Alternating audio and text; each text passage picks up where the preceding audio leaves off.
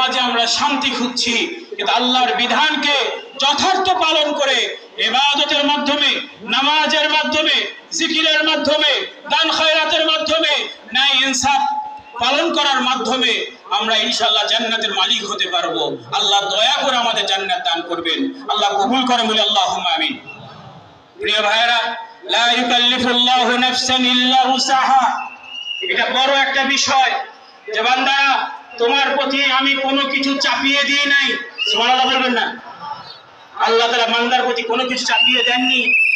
সংক্ষিপ্ত ভাবে বলে যাই, প্রিয় ভাইরা, রব্বুল আলামিন বিভিন্ন বিধান আমাদেরকে দিয়েছেন, বিভিন্ন নিষেধাজ্ঞা, বিভিন্ন নিষেধ, বিভিন্ন হারাম বস্তু আল্লাহ রাব্বুল আলামিন বিধান করেছেন। কোন কোন কর্ম আমাদের জন্য নিষিদ্ধ, কোন কোন কর্ম আমরা করতে পারবো না, এই সকল বিধান আল্লাহ দিয়েছেন। কিভাবে দান করেছেন? বান্দা সইতে পারবে ওইভাবে করে আল্লাহ বান্দাকে দান করেছেন।